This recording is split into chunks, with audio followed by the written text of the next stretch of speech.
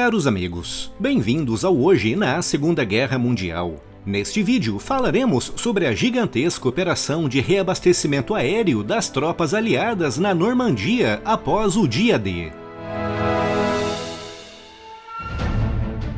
Quando os aliados começaram a planejar o desembarque anfíbio na costa francesa da Normandia, eles sabiam que enfrentariam uma forte resistência alemã na costa. Uma resistência que aumentaria exponencialmente nos dias seguintes, através da chegada de reforços alemães na região. Apesar de estarem desembarcando naquela região o impressionante número de mais de 150 mil soldados, milhares de blindados e peças de artilharia, os aliados sabiam que precisariam de alguns dias até estabelecerem um perímetro defensivo razoavelmente seguro à volta dos locais de desembarque. Um perímetro que seria usado para acumular recursos, munições, suprimentos e tropas que seriam usadas no avanço aliado para libertar a França. Eles sabiam que as primeiras 48 horas seriam cruciais para o sucesso da invasão e temiam que os alemães lançassem um grande contra-ataque, antes que o perímetro defensivo estivesse minimamente montado e preparado para resistir a esse ataque.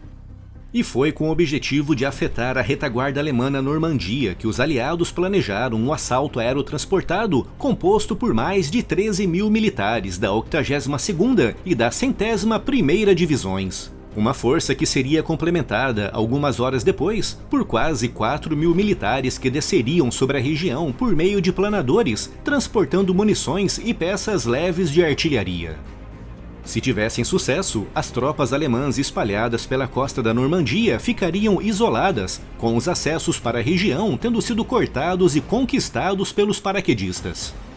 O lançamento daquela gigantesca força foi precedido pelo salto de 300 precursores paraquedistas com a difícil missão de marcar as zonas de salto na Normandia, com os primeiros precursores tocando o solo francês no início da noite do dia 5 de junho de 1944, bem antes dos paraquedistas da 82ª e da 101ª, que começaram a ser lançados sobre aquela vasta área por volta da 1 da manhã do dia 6 de junho.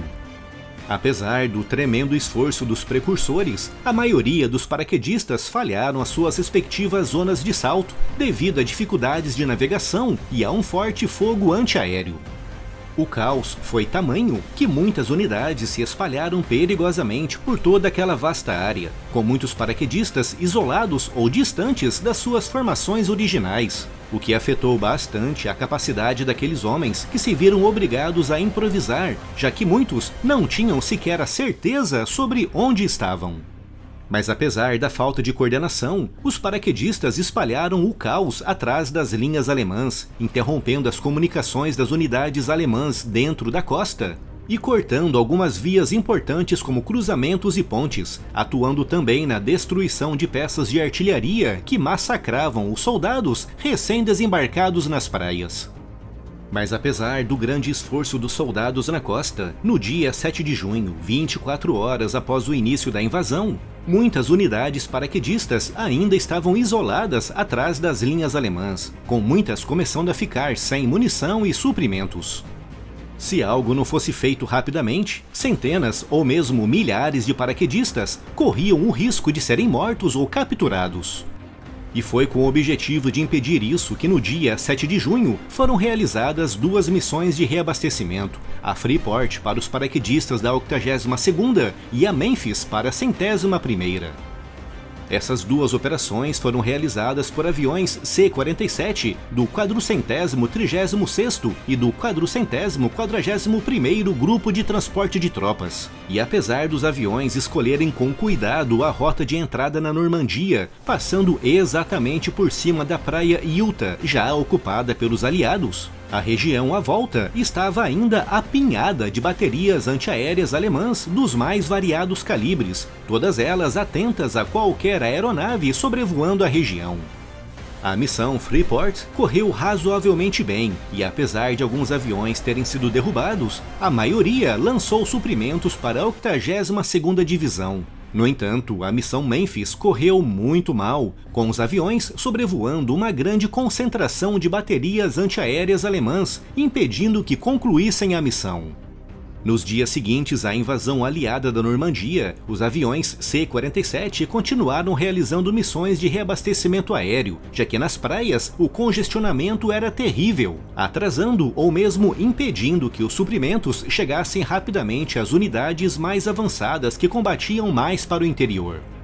Considerando o lançamento dos paraquedistas entre os dias 5 e 6 de junho e as missões de reabastecimento aéreo que decorreram até o dia 10 daquele mês, no total, os aviões C-47 realizaram quase 2.200 missões, das quais cerca de 550 correspondiam ao lançamento de planadores. Missões que exigiram o incrível número de 1.200 aviões e quase 1.500 planadores.